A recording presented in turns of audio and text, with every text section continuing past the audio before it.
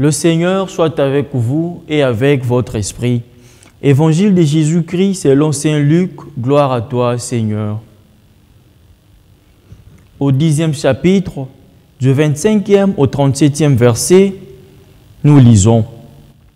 Pour mettre Jésus à l'épreuve, un docteur de la loi lui posa cette question.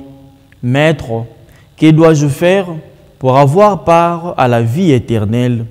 Jésus lui demanda, « Dans la loi, qu'y a-t-il d'écrit? Que lis-tu » L'autre répondit, « Tu aimeras le Seigneur ton Dieu de tout ton cœur, de toute ton âme, de toute ta force et de tout ton esprit, et ton prochain comme toi-même. » Jésus lui dit, « Tu as bien répondu. Fais ainsi et tu auras la vie éternelle. » Mais lui, voulant montrer qu'il était un homme juste, dit à Jésus, « Et qui donc est mon prochain ?» Jésus reprit, « Un homme descendait de Jéricho et il tomba sur des bandits. Ceux-ci, après l'avoir dépouillé, rouillé de coups, s'en allèrent en le laissant à moitié mort. Par hasard, un prêtre descendait par ce chemin, il le vit et passa de l'autre côté. De même, un lévite arriva à cet endroit, il le vit et passa de l'autre côté. Mais un samaritain qui était en voyage arriva près de lui, il le vit et fut saisi de pitié. Il s'approcha, pansa ses plaies, en y versant de l'huile et du vin, puis il chercha sur sa propre monture, le conduisit dans une auberge et prit soin de lui. Le lendemain, il sortit 2 pièces d'argent et les donna à l'aubergiste en lui disant, « Prends soin de lui, tout ce que tu auras dépensé en plus, je te le rendrai quand je repasserai. » Lequel de trois, à ton avis, a été le prochain de l'homme qui était tombé entre les mains des bandits? Le docteur de la loi répond, « C'est lui qui a fait preuve de bonté envers lui. » Jésus lui dit, « Va, et toi de même, fais aussi ainsi. »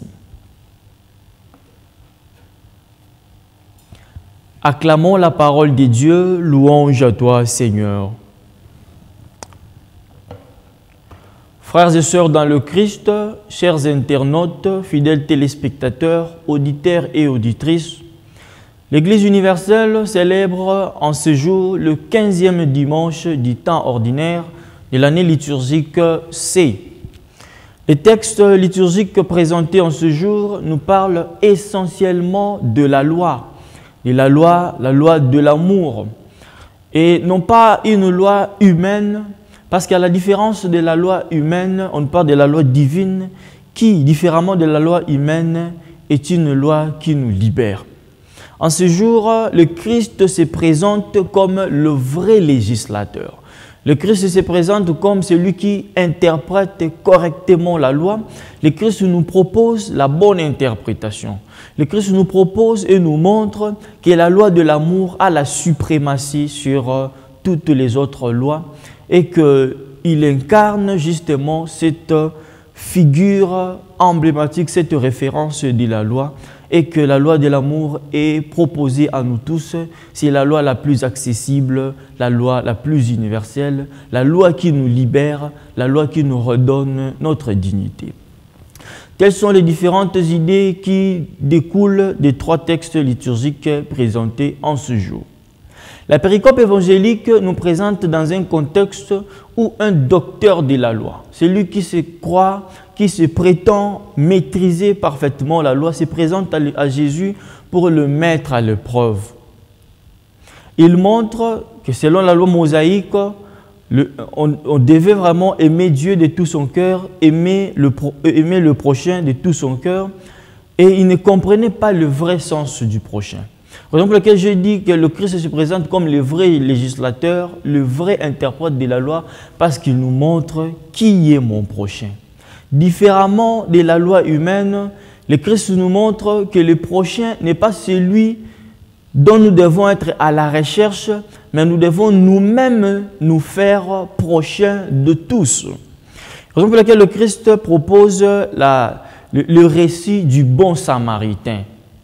Si dans notre amour, nous sommes à la recherche du prochain selon nos critères, selon nos caractéristiques, le Christ amène ce docteur de la loi à se rendre compte que si nous nous faisons prochains de tous comme le bon samaritain, nous irons au-delà des barrières, nous irons au-delà de catégorisation, parce que humainement parlant, nous aimons selon les visages, nous aimons selon ce qui correspond à nos critères.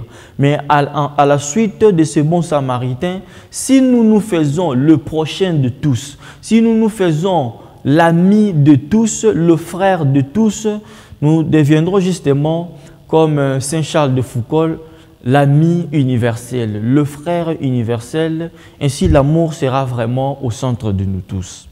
Mais où trouver cet amour? Où trouver les racines de cet amour?